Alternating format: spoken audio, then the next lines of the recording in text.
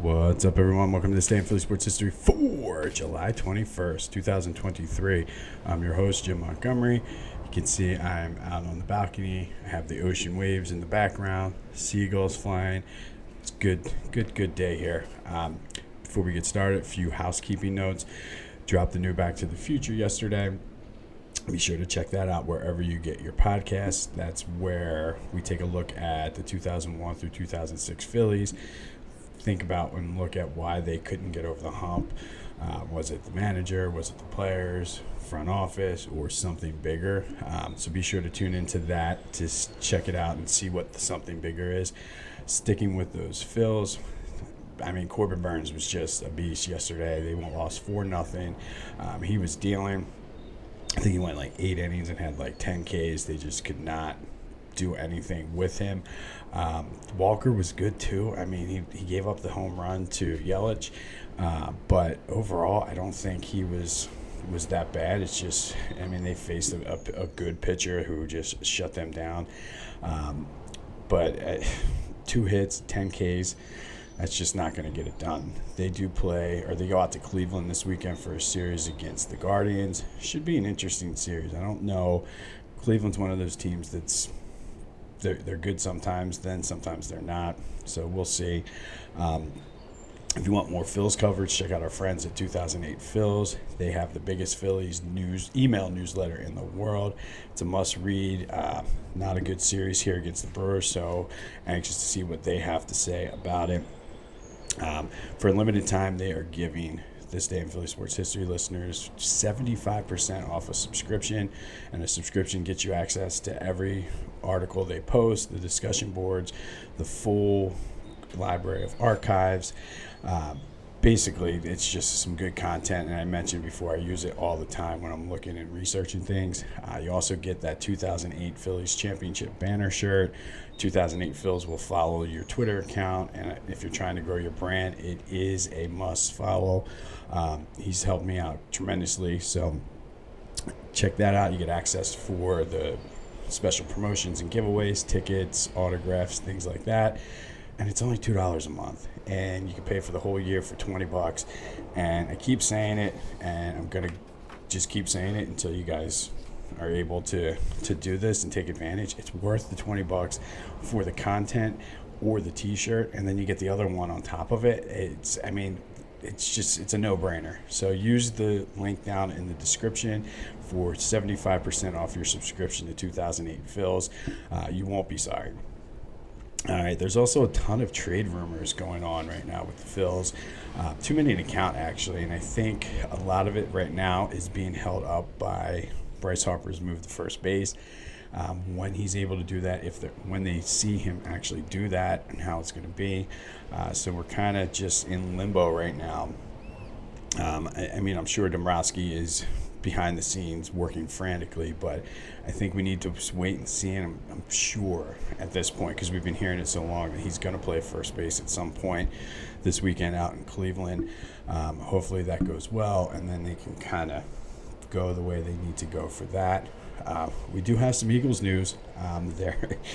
We do have a C.J. Gardner-Johnson still can't get over us. He's like the kind of like a 49ers. Well, he is an ex-49er player, but kind of just they can't get over it and let it go. He's talking trash on the Eagles fans now. It's like, oh, buddy, I'm glad you're on our mind, or we're on your minds, because you're not on our mind. But he said something about he hates the effing Eagles fans or something. Like, it just, sorry, bud. Thanks for last year, but you got to move on, man. We've moved on. You need to move on. It's cute, but seriously, dude, move on. Dennis Kelly is coming back. It's a good, solid addition to the offensive line. Howie and the Eagles always have done well with line depth, so I do like that move of him coming back home. Probably the saddest news of the day, and mark my words, within 5 years, Washington's going to be good, but the Commanders... The NFL officially approved the sale of the Commanders from Daniel Snyder to the Harris Group. Now, Josh Harris, on the other hand, he's going to make them good, but they're not going to do anything. They'll get to the second round and lose, just like the Sixers. But they're not going to be the doorstep or the doormat of the NFC East anymore. It's a sad, sad, sad day. I shed a tear because I like the Commanders when Daniel Snyder's the owner, but those days are sadly over. All right, excuse me. It's all that salt air. But time for our daily As the Harden Turns, and this one is a good one.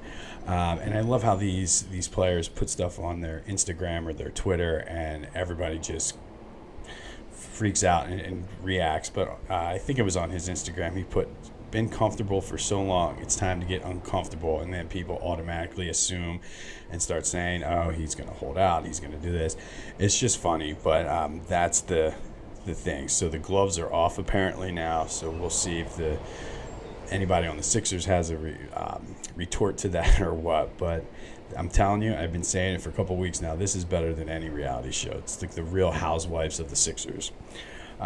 All right, today we're going to go back to 1997, and on July 21st, 1997, the Pirates beat the Phillies 3-2. Mickey Morandini went 3 for 5 with a double, but the big story in this one was prior to the game, the Phillies traded Darren Daulton to the Marlins for Billy McMullen. It was sort of like a favor, I guess, or a solid they did to Daulton, traded him to get one last chance. At that point, his knees were pretty shot, but it was one last chance for him to try to get the World Series, which he did. The Marlins did win that year in 1997.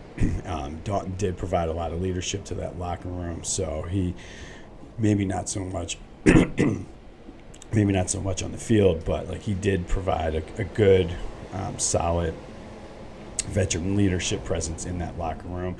Daulton was the 25th round pick in 1980 for the Phillies. He played late for them in the 83 pennant run. Became a full-time member of the big league squad in 1985, where he played until 1997.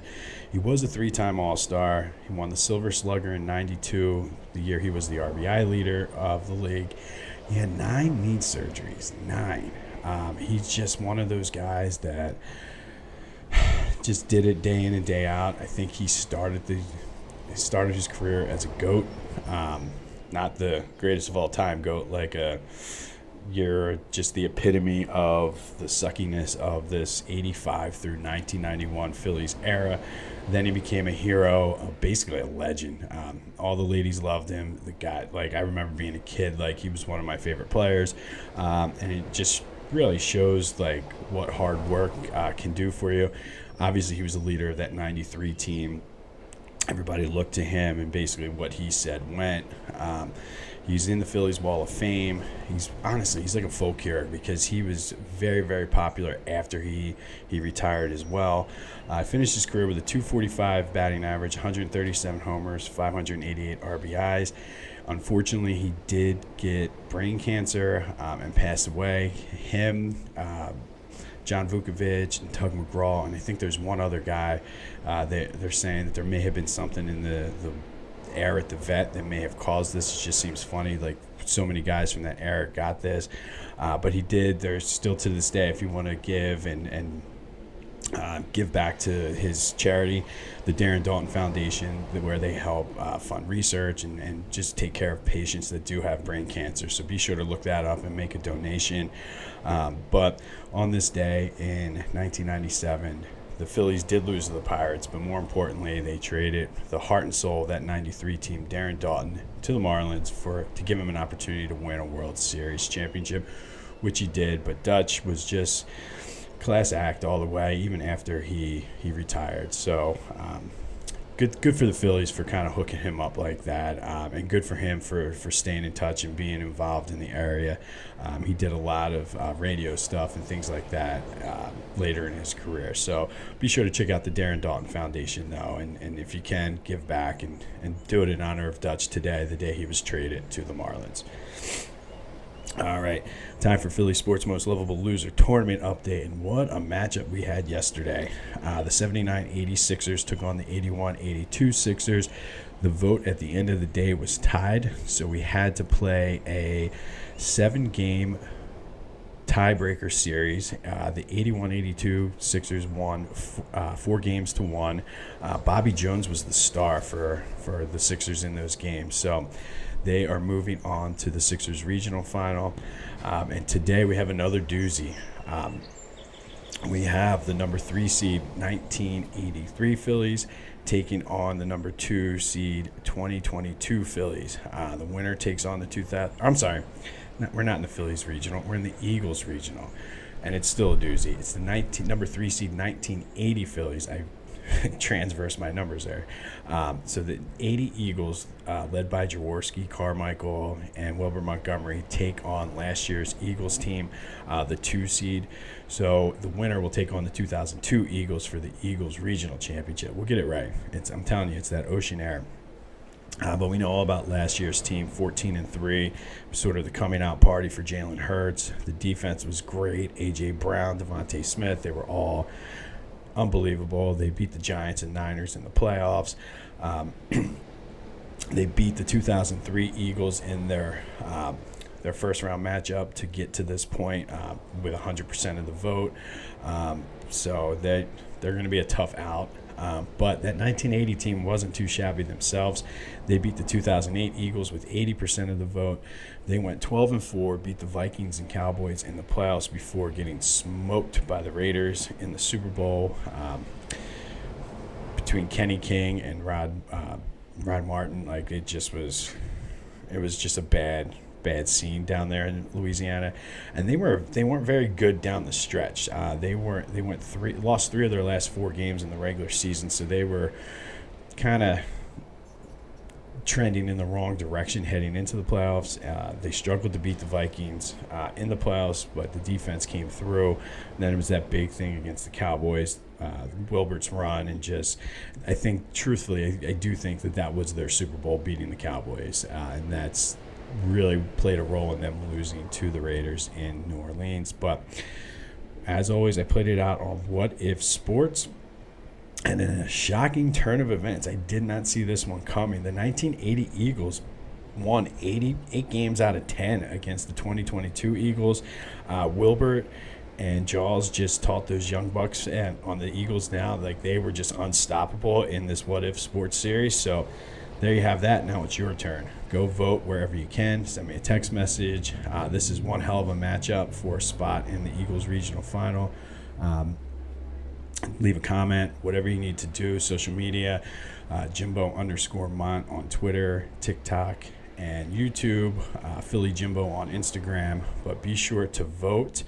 On this day, back in 1997, the Phillies traded Darren Daulton to the Marlins for a chance to win a World Series late in his career. Be sure to check out our friends at 2008 Phils, as well as phillygoat.com. As you can see, I'm wearing the Mr. Sandman shirt. They have a great selection.